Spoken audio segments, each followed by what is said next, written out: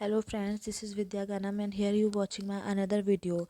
So this video is all about company under section 2013.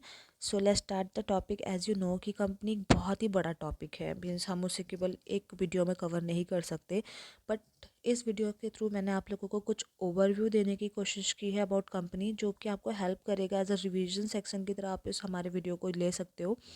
So this video is helpful for your revision in +1 and +2 board exams.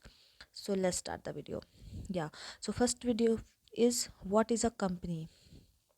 In this video मैं आपको ये बताऊंगी कि company होती क्या है, क्या कैरेक्टरिस्टिक्स हो सकते हैं, क्या डिफिनेशन होगी, क्या नेचर होगा कंपनी का, राइट. सो कंपनी जो होती है वो एक एक ऐसी वॉलेंट्री एसोसिएशन ऑफ पर्सन्स है जो किसी काम को करने के लिए एग्री हुए हैं.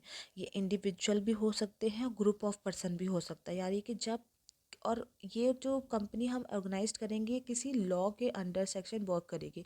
Means a company is a legal entity formed by a group of individuals to engage in and operate a business, commercially or industrial enterprises. A company may be organized in various ways for tax and financial liability purpose depending on the corporate law of its jurisdiction. Means जब हम किसी ऐसे person को यानी कोई individual और group of person किसी काम को करने के लिए, किसी बिजनेस को ऑपरेट करने के लिए, कमर्शियली या इंडस्ट्रियली बिजनेस को ऑपरेट करने के लिए एक साथ इकट्ठे होते हैं, और वो कंपनी जो है वो हमारी एक लॉ के अंडर वर्क करेगी, तो उसे कहते हैं हम, उस ऑर्गेनाइजेशन को हम कहेंगे कंपनी. ठीक है. सो कमर्शियल और इंडस्ट्रियल होगी. कंपनी में be organised in various ways and tax and financial liability से रिलेटेड हो सकती है. ये डिपेंड करता है कि उनका क्या पर्पस होगा कंपनी को ऑर्गेनाइज करने का. लॉ से रिलेटेड हो सकता है, फाइनेंशियल हो सकता है, टैक्स से रिलेटेड हो सकता है, कोई भी ऐसा पर्पस जिसके लिए वो कोई काम करने के लिए एक साथ रेडी हुए हैं, तो वो और वो अंडर लॉ वर्क कर रही है, तो दिस इज़ कॉल्ड कंपनी. ठीक है. प्राइवेट लिमिटेड कंपनी भी होती है हमारी. सो एज आप देख रहे हैं आगे, uh company follows the provision mentioned in the companies act 2013 which says that. Okay. So पहले हमारा जो कंपनी का एक्ट था वो 1956 था. अभी हमने जो उसके बाद 2013 में हमारा ये रिपील हुआ है. 2013 ने 1956 को रिप्लेस किया है, और अभी हमारा जो एक्ट चल रहा है कंपनीज एक्ट वो 2013 है, जिसमें बोला गया company means a company incorporated under this act और एनी प्रीवियस कंपनी लॉ. या तो ये कंपनी जो वही कंपनी होगी जो या तो फिर 2013 के एक्ट के अंदर वर्क करेगी, या फिर जो पुराने कोई भी लॉ चल रहा था उसके अंदर वो कंपनी इनकॉर्पोरेट हो, राइट. सो वो होती है कंपनी. किसी लॉ के अंदर कंपनी को कॉर्पोरेट होना ज़रूरी है. कैरेक्टरिस्टिक्स ऑफ कंपनी क्या हो सकते हैं. An artificial person created by law. Okay. Company क्या होती है, एक लॉ के अंदर कॉर्पोरेट की गई हो. कोई भी ऐसा आर्टिफिशियल पर्सन होगा जो किसी लॉ के अंदर कवर करता हो. ठीक है. यानी लॉ को वो फॉलो करेगा. तो सो 2013 एक्ट जो है उसके अंदर उसको कॉर्पोरेट करना है. Separate legal entity means separate उसकी जो भी एंटिटी होगी, यानी जो उसकी प्रवृत्ति होगी, हिंदी में बोल सकते हैं, तो वो जो होगी सेपरेट होगी. वो जो उसके वर्क उस ग्रुप में जो भी बंदे इन्वॉल्व हैं, पर्सन इन्वॉल्व हैं, वो उससे अलग होगी, उसकी अलग सेपरेट एंटिटी होगी. Perpetual succession. Perpetual succession means perpetual perpetual succession means किसी भी कंपनी की, जैसे कि एक नॉर्मल बंदे होते हैं जिनकी नेचुरल इंसान की डेथ हो जाती है. ठीक है. बट कंपनी की टाइम मतलब कोई लिमिटेड टाइम नहीं है. वो उसमें आने वाले जो भी उसके पर्सन्स होंगे वो आते जाते रहेंगे, बट कंपनी कंटिन्यू रहेगी. कंपनी में जो भी जैसे कि रिटायरमेंट भी हो सकती है, न्यू रिक्रूटमेंट भी होगी, but company goes continue, right. So perpetual succession होता है. कॉमन सील होती है. कॉमन सील मतलब कि जैसे हर इंसान की अपनी एक साइन होती है, वैसे ही कंपनी को, कि कंपनी को हमने एक आर्टिफिशियल पर्सन बोला है तो उसकी भी अपनी एक साइन होगी, तो उसकी जो कंपनी की साइन होती है उसे हम बोलते हैं कॉमन सील. ठीक है. लिमिटेड लाइबिलिटी होती है. लिमिटेड लाइबिलिटी का मतलब होता है कि हाँ, ये नहीं है कि कंपनी जो है you have to pay as much as you have agreed to pay. आप उतना ही पे करोगे जितना कि आप पे करना चाहते हैं. इसका मतलब ये नहीं है कि आपके ऊपर कोई भी लाइबिलिटी आके डाल दी जाएगी और आप सारी लाइबिलिटी को पूरा करेंगे. नो. आपको जितने आपके अंदर एबिलिटी है, जैसे हर पर्सन की अपनी एक एबिलिटी होती है कि वो उतना ही पे कर सकता है जितनी उसकी इनकम है, ठीक है, उतना ही एक्सपेंसेस कर सकता है जितनी उसकी इनकम होगी। उसी तरह कंपनी की भी अपनी एक इनकम के अकॉर्डिंग ही वो पे करेगा और उसकी लायबिलिटीज़ जो होंगी लिमिटेड होंगी, राइट। सो नेक्स्ट है हमारा ट्रांसफरेबिलिटी ऑफ शेयर्स। ऑब्वियसली जैसे कि एक पर्सन जो कंपनी के शेयर होल्डर्स होते हैं वो जैसे कि अपनी शेयर को ट्रांसफ़र कर सकते हैं, ठीक है, वैसे ही कंपनी को भी ये राइट मिला है कि वो अपने शेयर्स को टाइम टू टाइम ट्रांसफ़र कर सकती है अगर वो करना चाहती है। तो ऐसा ज़रूरी नहीं है कि कंपनी के नाम पे जो शेयर रजिस्टर्ड हैं वो केवल कंपनी के ही रजिस्टर्ड रहेंगे। वो आने वाले टाइम में कंपनी अपने शेयर्स को आगे शेयर भी ट्रांसफ़र भी कर सकती है, ठीक है।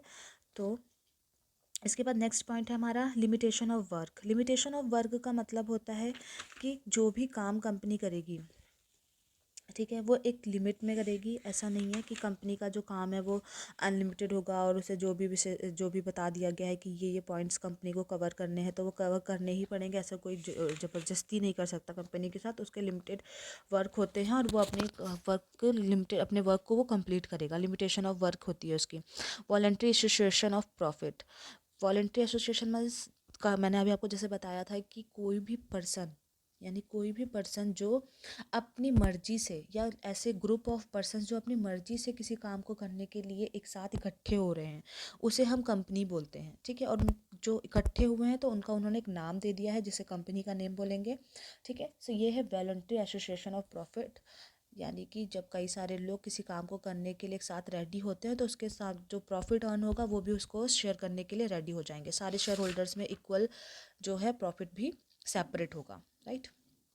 So the next one is different type of companies. बहुत सारी कंपनीज़ होती हैं, आपको पता होगा कि हमारी पहले बहुत कंपनी कोई आज भी कोई हमारा प्रेजेंट पॉइंट नहीं है, बहुत सालों से चल रहा है। तो कंपनी कई तरीके की होती हैं जिसमें कि फिर मैंने आपको बस बहुत ही ओवरकम छोटी छोटी चीज़ें ही बता रही हूँ क्योंकि मैं नहीं चाहती कि इतना डीपली हम एक ही टॉपिक में कवर कर पाएंगे। बट ऑब्वियसली मैं कंपनी के और भी जो कंपनी के टाइप्स हैं मैं उस पर भी वर्क करूँगी।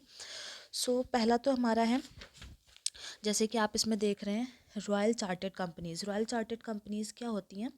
ऐसी कंपनी जिसकी जो इस्टेब्लिशमेंट है वो किसी भी गवर्नमेंट के थ्रू अंडर द एक्ट नहीं, किसी गवर्नमेंट ने की हो, ठीक है। और कंपनी के जो भी ईस्ट, जैसे कि पहले हमारी ईस्ट इंडिया कंपनीज होती थी, ठीक है, 1600 में चलती थी। बैंक ऑफ इंग्लैंड है 1964। चार्टर्ड कंपनी के दो बहुत ही इंपॉर्टेंट उदाहरण या एग्जांपल्स आप बोल सकते हैं, ठीक है। सो इसके बाद होती है हमारी इसके बाद हमारी है स्टैट्यूटरी कंपनी। स्टैट्यूटरी कंपनीज क्या होती हैं? जो कि किसी गवर्नमेंट के पार्लियामेंट के अंडर एक्ट के थ्रू बनती हैं, वो होती है हमारी स्टैट्यूटरी कंपनीज, ठीक है। इसी तरह हमारा नेक्स्ट होता है रजिस्टर्ड और इनकॉर्पोरेटेड कंपनी। रजिस्टर्ड कंपनीज वो होंगी जो कि हमारी कंपनी 2013 अभी हमारा एक्ट चल रहा है उसके अंडर जो भी कंपनी रजिस्टर्ड होंगी, ठीक है, उन्हें हम रजिस्टर्ड कंपनी कहते हैं। किसी एक्ट को ये कवर करेंगे, उसके अंदर कॉर्पोरेट होंगी। Companies limited by shares. Companies limited by share is under section 222 के आएगा।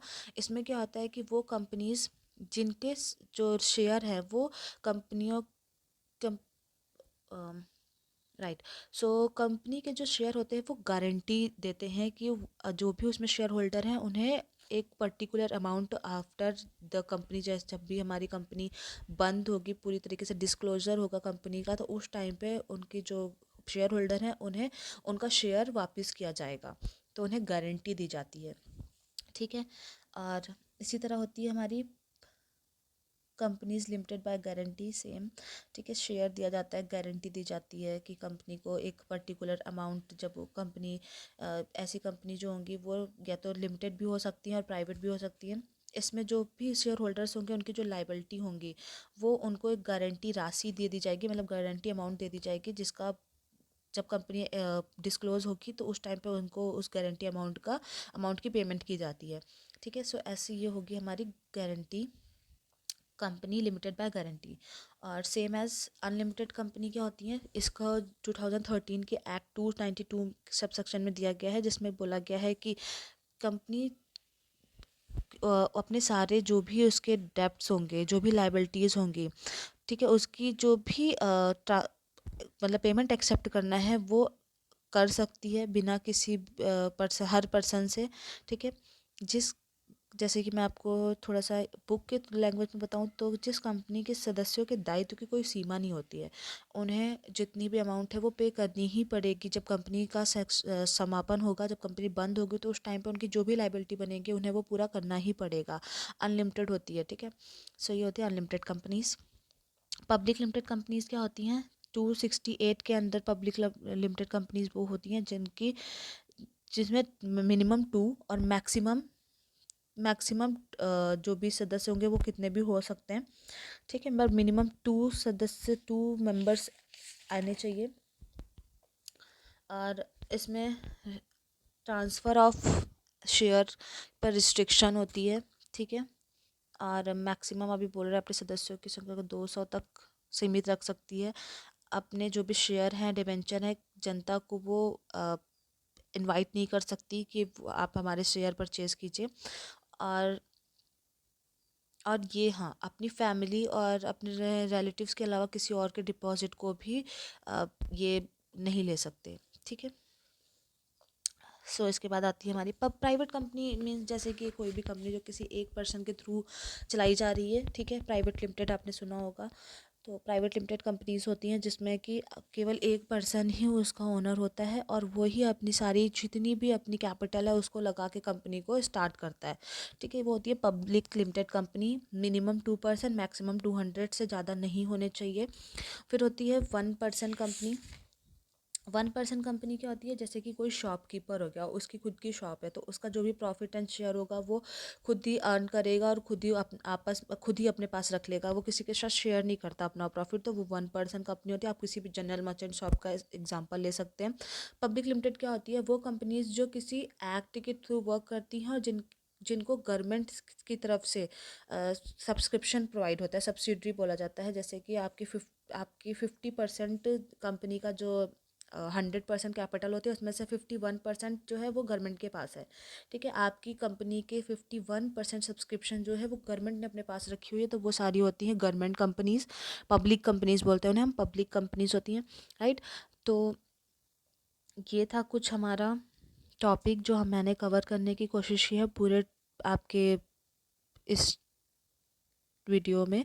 So hope you like the video and please do comment if you want any other video related to any other topic which you are not able to understand. So I'm here to support you, to help you, and obviously subscribe, like and comment. Please press the bell icon, तो जैसे ही मेरा कोई नया video आएगा आपको उसकी notification आ जाएगी। Thank you guys, keep watching, keep learning, thank you.